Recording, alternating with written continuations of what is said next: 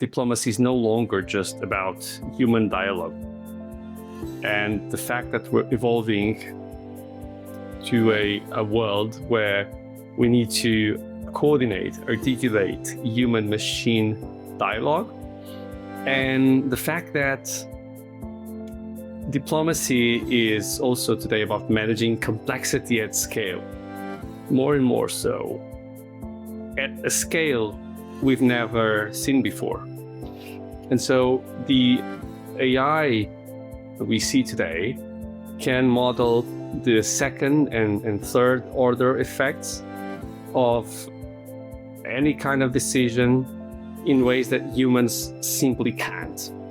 And that's super transformative. Welcome to The Global Lens, Science Diplomacy in Focus. A podcast exploring how science, technology, and strategic partnerships are shaping our world and the diplomacy that brings them together. Now, here is your host, Daniella Sussman.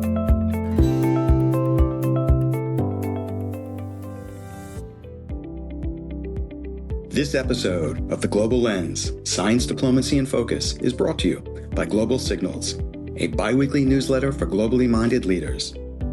Each issue delivers early insights into science, innovation, and diplomacy, covering AI, quantum, biotech, space, and health. You'll find emerging signals, international partnership opportunities, and clear takeaways to stay ahead of what's next across the innovation ecosystem and global diplomacy. Subscribe today through the link in the episode description.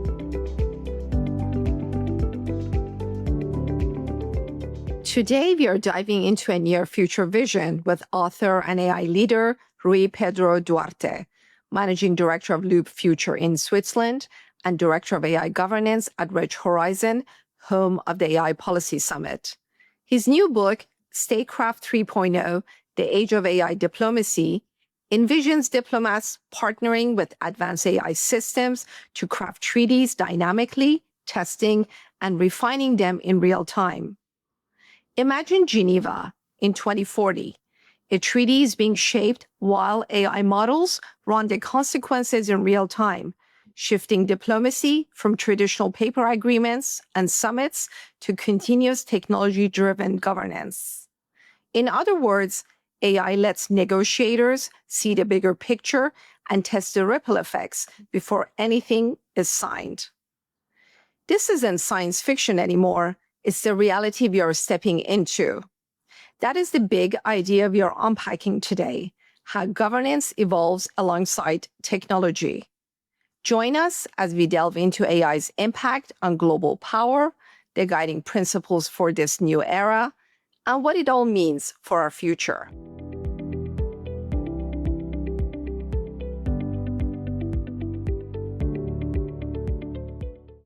Rui, welcome to The Global Lens. Thank you, Daniella. Glad to be here. Thank you for having me. Let's start with the compelling prologue that sets the tone for your book.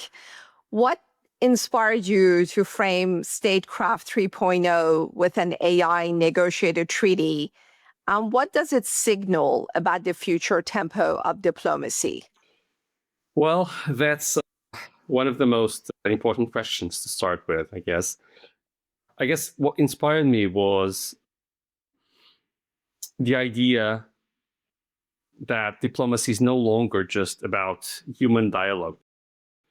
And the fact that we're evolving to a world where we need to coordinate, articulate human-machine dialogue.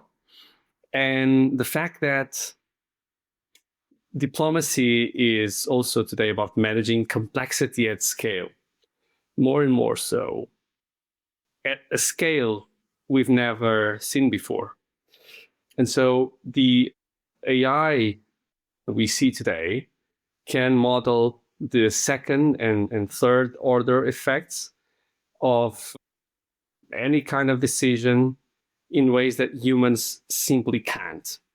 And that's super transformative. And that has always fascinated me, the way things are positively disruptive and transformative. I guess that has been one of the main drivers of my life, I can say. And so I wanted to open the book with that strong image of how transformative this will be in a few years' time. Not a long future, not a distant future, but in a few years' time.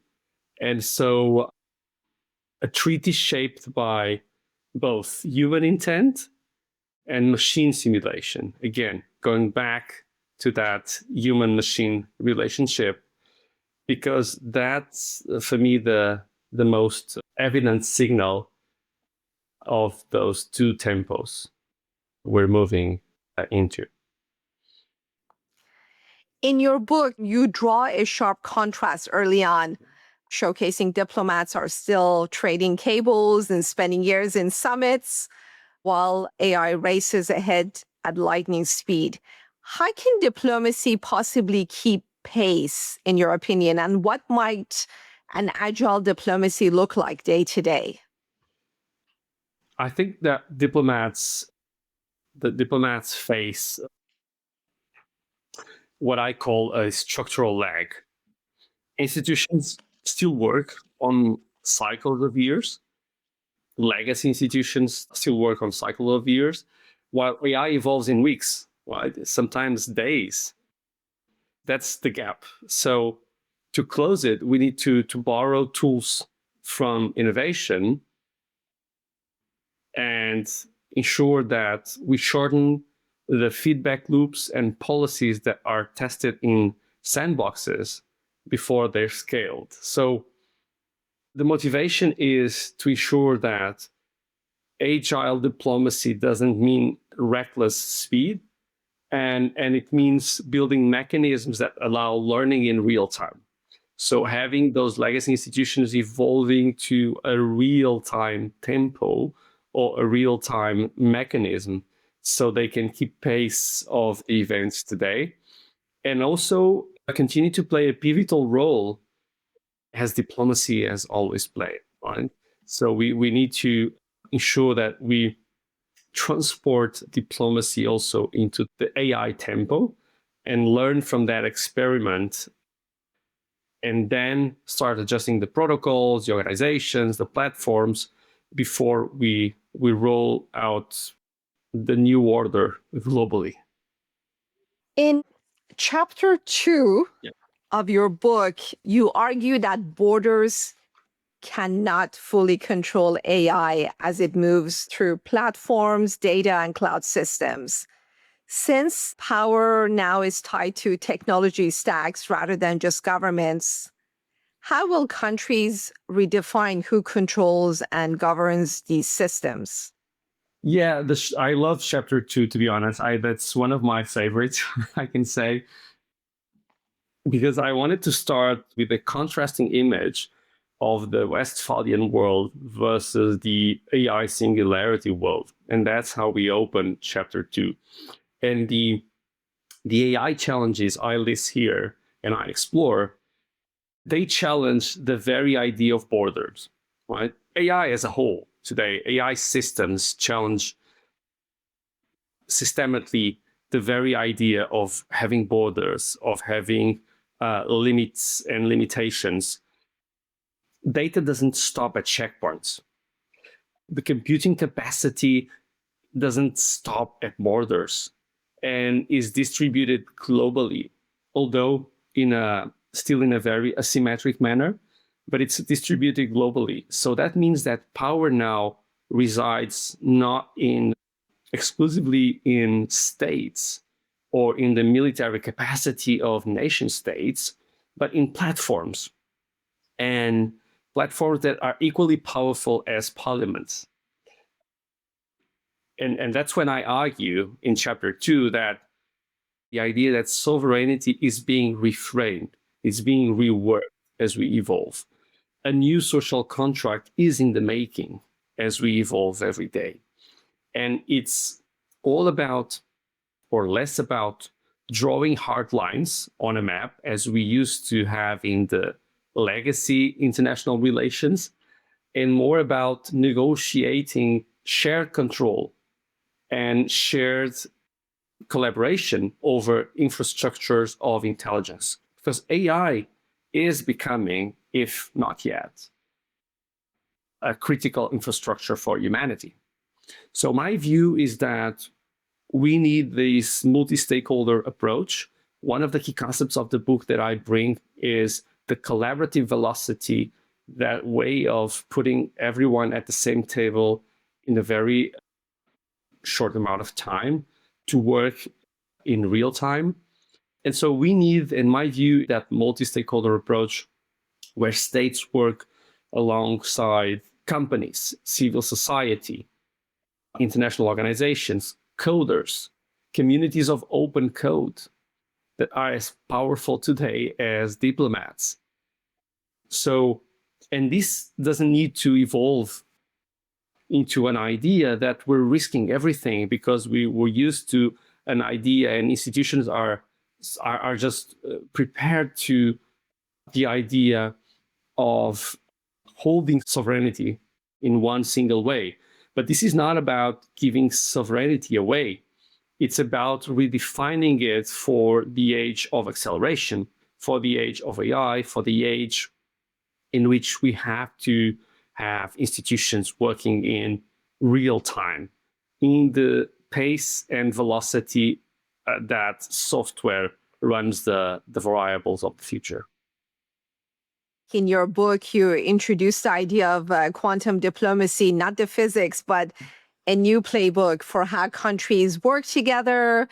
Instead of zero-sum wins, it's about experimentation, foresight, and shared stability. Why do you see this as the new operating system for AI diplomacy? That's a great question. I think quantum diplomacy is my attempt to describe this new operating system we were talking about. The new operating system for global politics, the new global politics we need to have in place instead of the legacy institutions and the old model of one treaty, one negotiation, one outcome. We need to embrace this multi-stakeholder with collaborative velocity. Parallelism, if I can say. We have to have multiple organizations synchronized, multiple pilots running at the same time, fitting into a larger architecture of learning. Technology learns every day. That's the game-changing aspect that our decision makers, our diplomats need to embed in their own reasoning. Technology and AI, differently from the internet shock we had, the internet revolution we had more than 2 decades ago, we have technology in our hands that does the reasoning. It's more intelligent than ever, learns and adapts. So this is the speed and the mental system institutions need to follow. It's about interoperability to ensure that we don't create or we don't widen the existing silos. And at the same time, to ensure, that's of course the big challenge, to ensure that accountability and transparency keep the process legitimate. So it's a huge challenging for the entire diplomatic system, but the transformation is here to happen. So either we adapt or we dissolve. As I argue in the book, diplomacy must evolve. If not, it will dissolve. But the times will make it happen one way or another. So we need to have that interoperability logic of function. Speaking about diplomacy and the way its AI diplomacy is shaping up, I remember in chapter 9 of your book, and you mapped out polycentric landscape. No single AI forum controls AI diplomacy. Obviously, we see the G7, OECD, the United Nations, and regional efforts all overlapping. Is fragmentation the problem or actually the future of AI diplomacy? I think it can be both.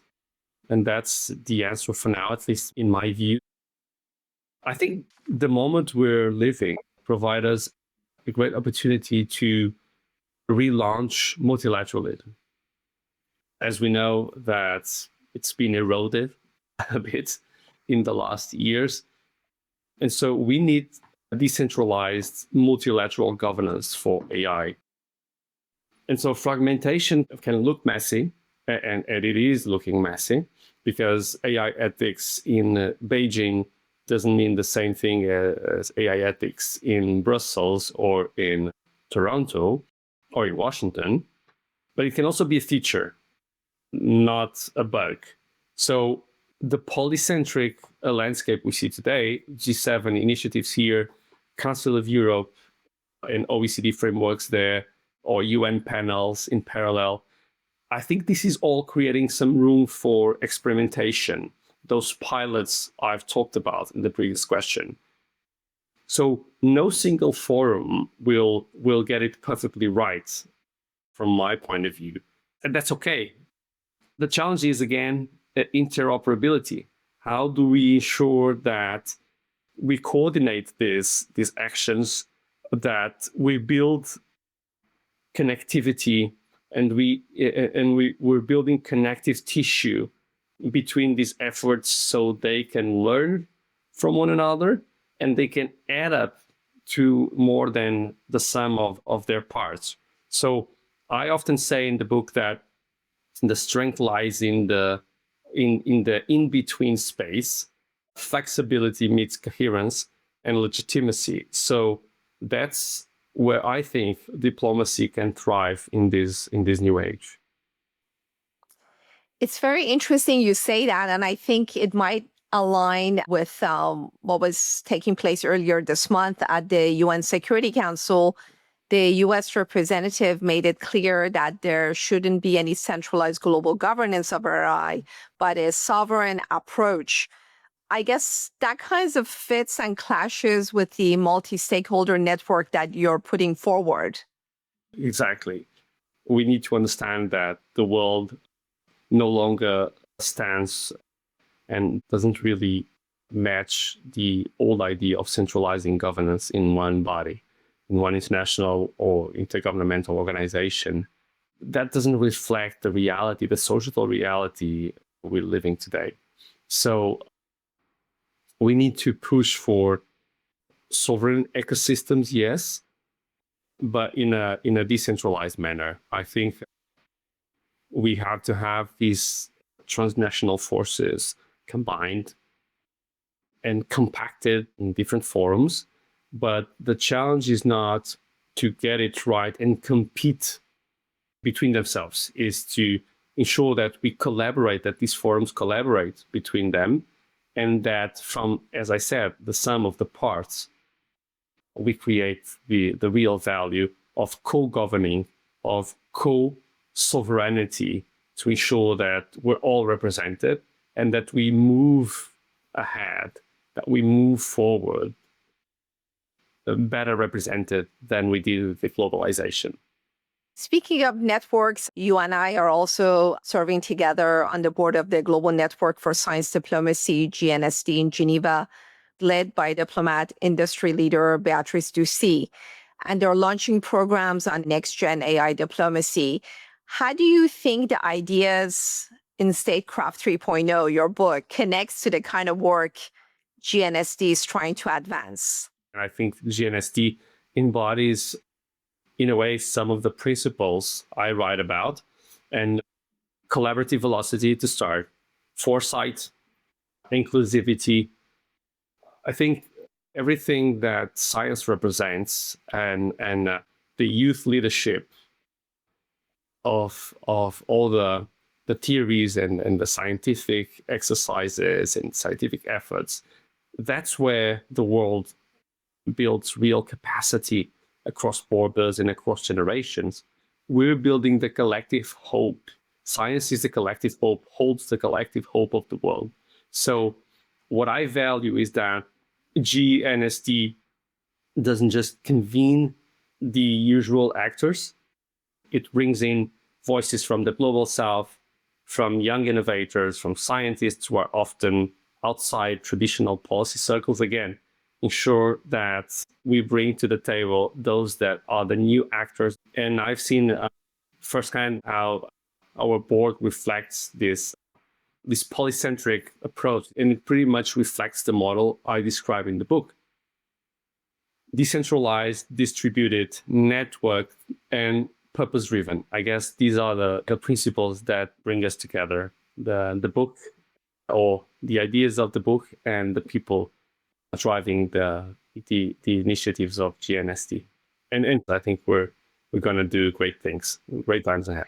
Absolutely. Going back to your book, I really loved in chapter 15, you talk about using digital twins, basically virtual worlds to test policies before they roll out in the real world. Where do you see this happening first? Yes, and also the rise of AI foreign policy units.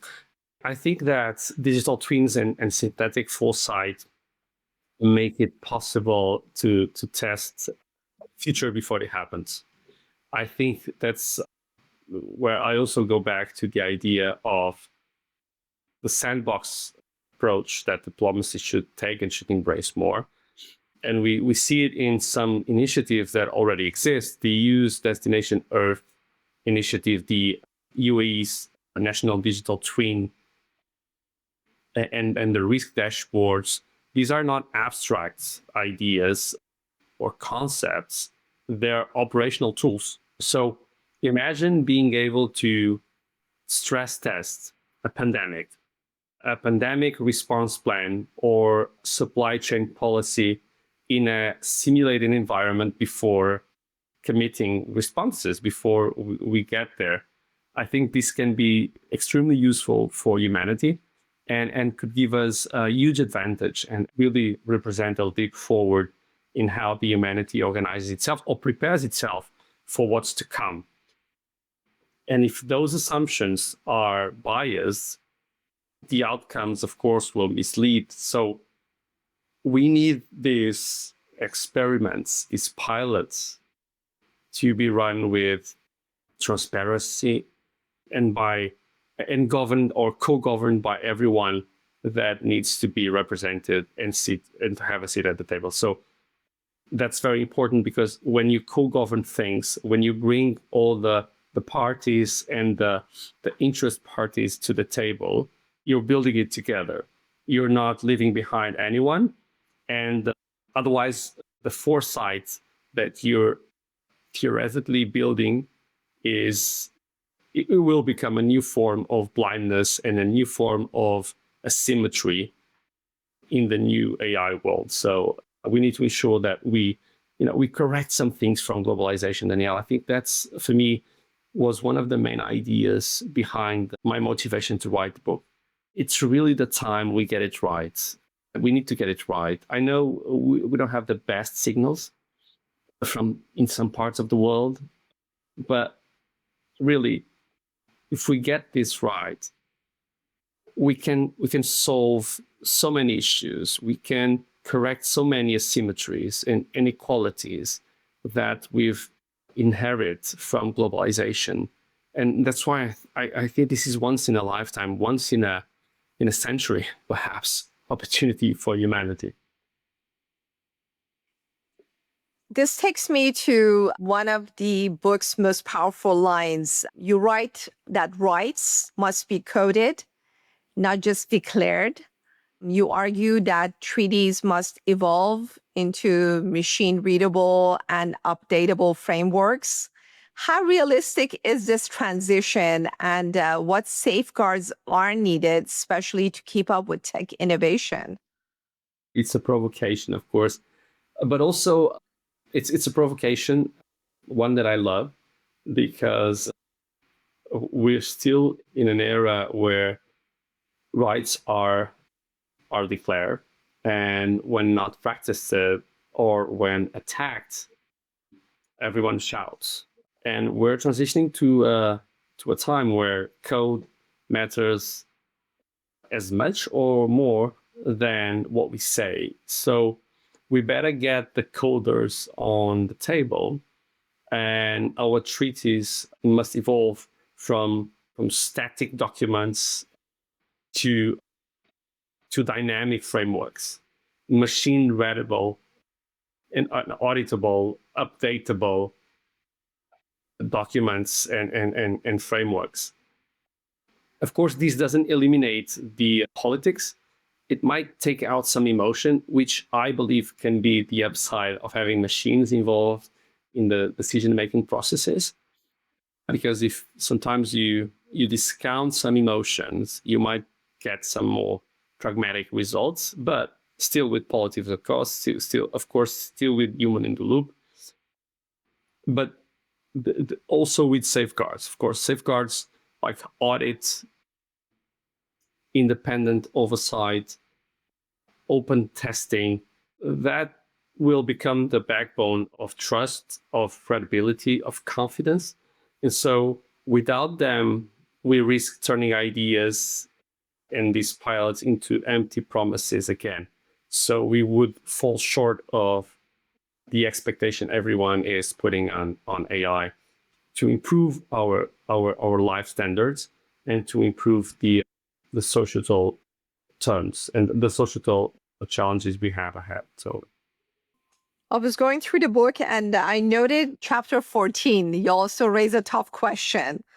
You say, who owns the algorithms shaping our world? Do you believe AI should be treated as part of shared planetary resources like space or biodiversity? well, absolutely. I think, as I said before, this recovers that idea that AI will repower everything, right? This is a new electricity grid. It's a new moral system. It's a new ethics system. So this will be the repower of everything we have for granted. And so we need to turn AI into a sandbox of capacity to anticipate the unthinking, to anticipate the future. That's, for me, the only way humans will be able to leverage the technology we have in hands, and the only way forward, to be honest, because if we run after the capacity or the evolving at an exponential speed, the evolving capacity of AI, we're always lag behind, and we won't be able to govern it, to shape it, to own it, but we will just be co-pilots of technology. And I'd rather have humans in the loop, of course, but in the upside of the loop, ensuring that we're shaping, that we're governing, that we're designing that co-sovereignty together with technology, than having us in the downside of the sphere, not having a say on what's ahead.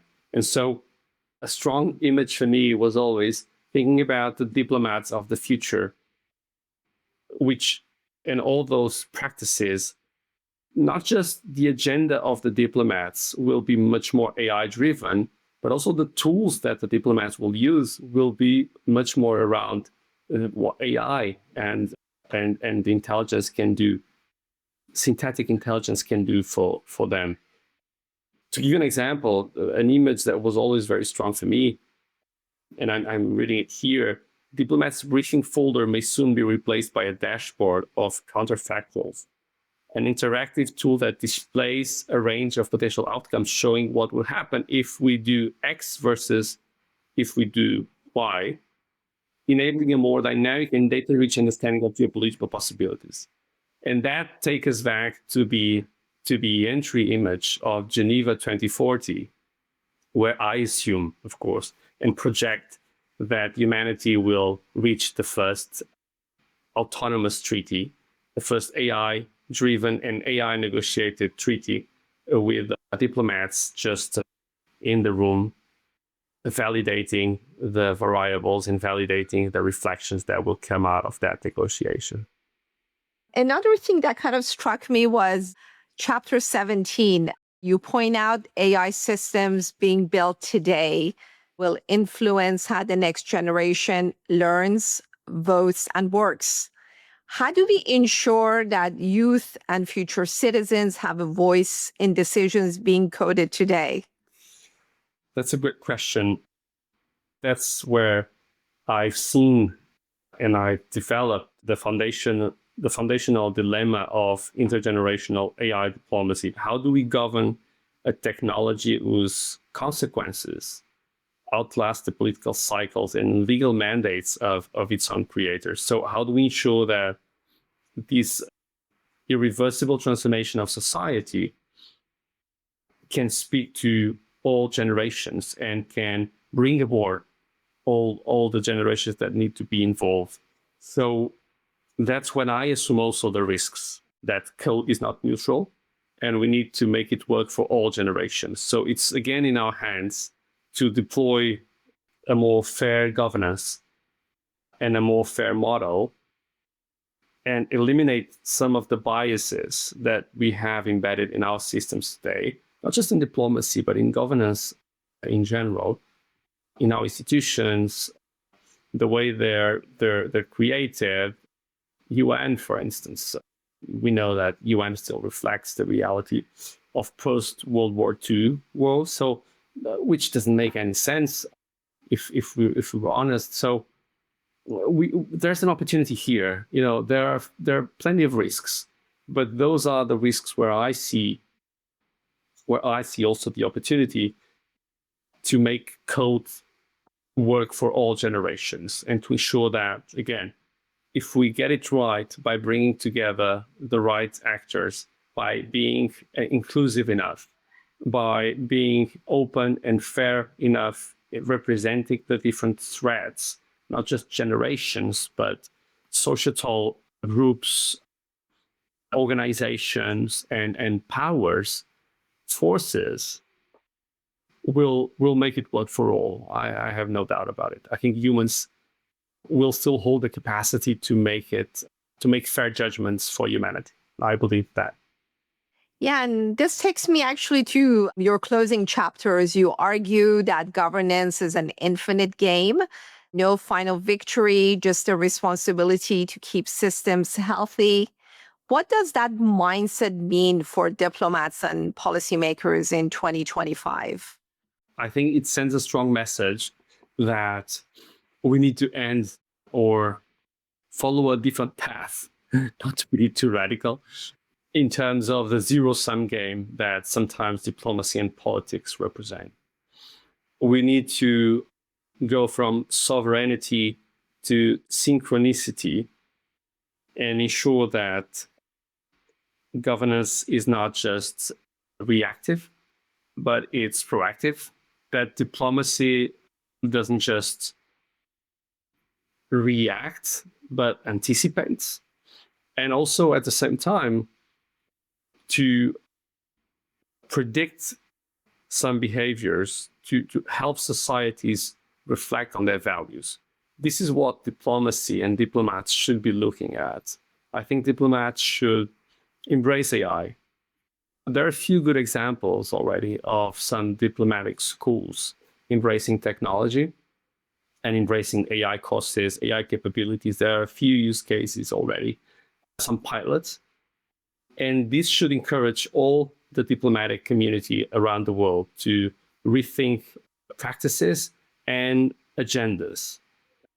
As one of the strong ideas or lanes of reflections of the book is precisely how AI is permanently changing diplomacy, not just as a practice by being a new tool to reframe diplomacy as a practice, but also the agenda itself. And we've seen that this year during the UNGA, the 80th UNGA. It was all about AI. AI, even in climate diplomacy, AI was the center of discussions. The AI was at the heart of the conversations around peace treaties or peace possibilities for the many regions in the world that are at war, because you have warfare that embraced AI at scale, you have new techniques, you have new technologies that are disrupting the way states used to deploy force. So everything is very much connected. We just need to link the dots. Of course, I don't want to sound simplistic, but we need to have that clarity on the mind of our diplomatic community. Our diplomatic community should embrace, should be at the forefront, should be early adopters of AI and embed that superpower, that extension of human intelligence into the practice that will define the next few years of our global order. Rui, as we wrap up, I want to return to your recurring line. The best way to predict the future is to create it. For our listeners, our diplomats, industry leaders, innovators, academic and research institutions, what is one thing they can do today to help shape AI diplomacy instead of just watching it unfold? The one thing I'd say is to recognize AI as a geopolitical actor. I think we need to understand that AI is a new geopolitical force and put it at the center of the conversations and the design thinking that needs to be prioritized in terms of the next level of the organizations that govern the world, the practices, and who's around the table. I think it's the moment to be open to reinvention, put it bluntly and shortly. It's the moment to reinvent what we've been doing with these intergovernmental forums and institutions. So I think diplomacy should put AI as a new geopolitical force, should recognize AI as a new geopolitical force, to be able to embrace the new reality at scale as a whole and entirely, and not just partially discuss that in their legacy-driven agendas. Is there anything else you'd like to share with our audience before we wrap up? No, I just want to thank you for the conversation. I've been receiving tons of messages from different parts of the world, from different diplomats in different countries and continents. And I think everyone is quite curious to know a bit more about what's AI diplomacy, what is this about? And I've been finding open minds and open spirits to embrace the idea that we need to change the way we govern ourselves, that we really need to do something, take action, or we will fall short of everything we've imagined AI could do for good. So that's what I would like to share. Many thanks to Rui Pedro Duarte for joining the Global Lens, Science Diplomacy in Focus, and for offering such a clear and bold vision for what AI diplomacy could mean. His book, Statecraft 3.0, The Age of AI Diplomacy, is out now. The link is in the episode description. I encourage all of you to read it. And I think at the heart of Rui's message is this: the future of AI diplomacy isn't something happening to us. It's something we can choose to shape with intention and responsibility. If you enjoyed this episode, subscribe to The Global Lens on Apple Podcasts, Spotify, or YouTube, and keep listening as we explore and examine the future of innovation and the role of science diplomacy in advancing global collaboration and international partnerships. You've been listening to The Global Lens, Science Diplomacy in Focus. To hear more conversations at the intersection of science, policy, and international partnerships, subscribe to The Global Lens on Apple Podcasts, Spotify, YouTube, and over 30 platforms around the globe. Send us your ideas and guest suggestions to Daniella at globallenspodcast.com.